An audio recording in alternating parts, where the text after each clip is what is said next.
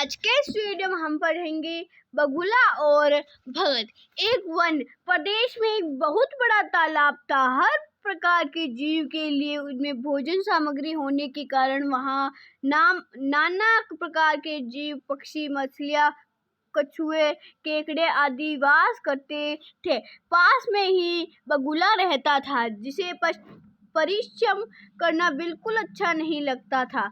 उसकी आंखें भी कमजोर थी। मछलियाँ पकड़ने के लिए तो मेहनत करनी पड़ती है, जो उसे खलती थी। इसलिए आलस्य के मारे वह प्राय भूखा ही रहता, एक टांग पर खड़ा यही सोचता रहता कि क्या उपाय किया जाए कि बिना हाथ पैर हिलाए रोज भोजन मिले। एक दिन सुबह एक उपाय सूझा तो वह उसे आजमाने बैठ गया। बगुला तालाब के किनारे खड़ा हो गया और लगा आंखों से आंसू बहाने। एक केकड़े ने उसे आंसू बहाते देखा तो वह उसके निकट आया और पूछने लगा, मामा, क्या बात है? भोजन के लिए मछलियाँ का शिकार करने की बजाय खड़े आंसू बहा रहे हो? बगुला ने जोर की हिचकी ली और भराए गले से बोले, बेटे, बहुत कर लिया मछलियों का शिकार, अब मैं यह पाप कार्य नहीं करूँगा। मेरी आत्मा जाग उठी, इसलिए मैं निकट आई मछलियों को भी नहीं पकड़ रहा हूँ। तुम तो देख ही रहे हो। केकड़ा बोला, मामा, शिकार नहीं करोगे तो कुछ खाओगे नहीं तो मर नहीं जाओगे। बगुले ने एक हिचकी ली, ऐसे जीवन का नष्ट होना ही अच्छा है बेटे। वैसे भी हम सबको जल्दी मरना ही है। मुझे ज्ञात हुआ कि शीघ्र ही यहाँ 12 वर्ष लंबा सूखा पड़ेगा। बगुले ने केकड़े को बताया कि यह बात उसे एक त्रिकालदर्शी महात्मा ने बताई है, जिसकी भविष्यवाणी कभी गलत नहीं होती।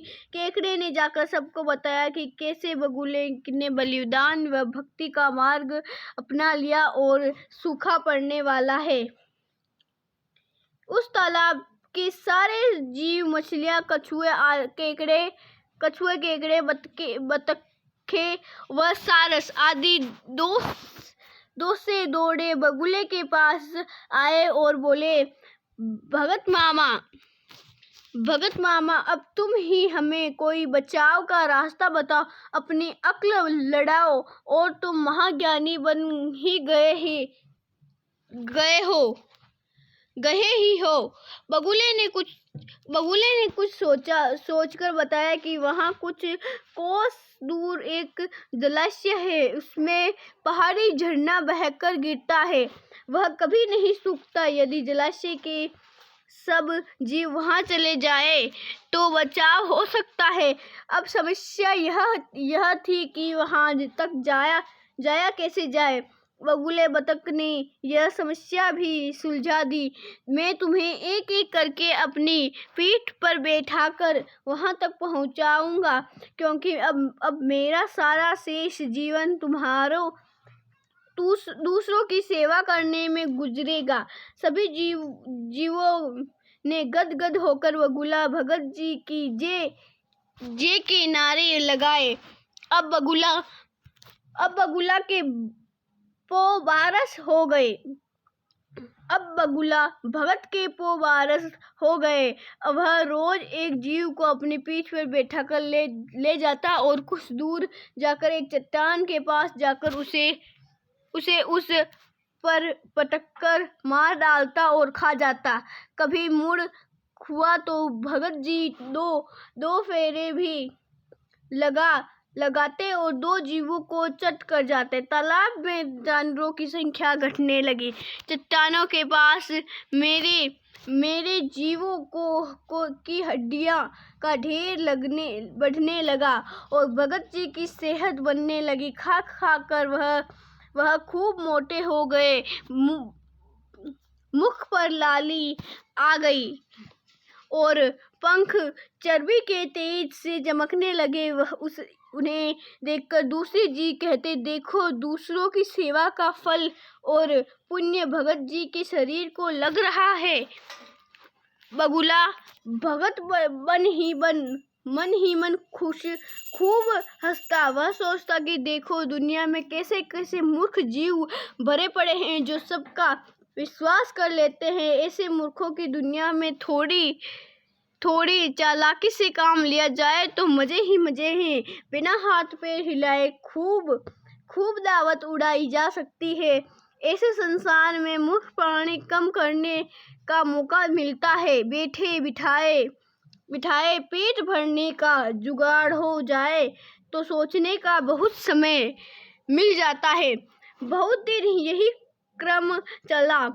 एक दिन केकड़े ने बगुले से कहा, मामा तुमने इतने सारे जानवरों को यहाँ से पहुँचा दिए, लेकिन मेरी बारी अब तक नहीं आई। भगत जी बोले, बेटा आज तेरा ही नंबर लगता है, आज मेरी पीठ पर बैठ जा। केकड़ा खुश होकर बगुले की पीठ पर बैठ गया। जब वह चट्टान के निकट पहुंचा तो वहां हड्डियों का पहाड़ देखकर केकड़े का माथा ठनका। वह हकलाया, यह हड्डियों का ढेर कैसा है? वह जलाशय कितनी दूर है मामा? बगुला भगत ठा करके खूब हंसा और बोला, मूर्ख, वहाँ कोई जलाशय नहीं है। मैं एक को पीठ पर बिठाकर यहाँ लाकर खाता रहता हूँ।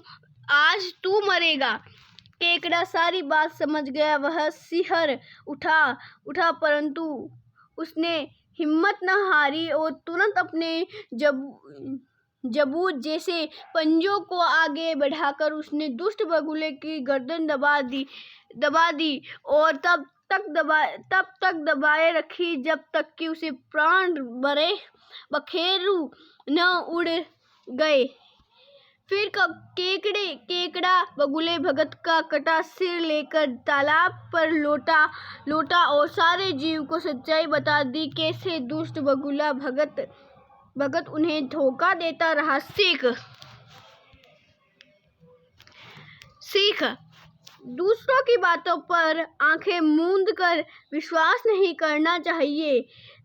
मुसीबत में धीरज व बुद्धिमानी से कार्य करना चाहिए। उम्मीद करती हूँ आपको ये वीडियो अच्छा लगा तो वीडियो को लाइक शेयर सब्सक्राइब कर देना। मिलता अगले वीडियो में। Thanks for watching. धन्यवाद।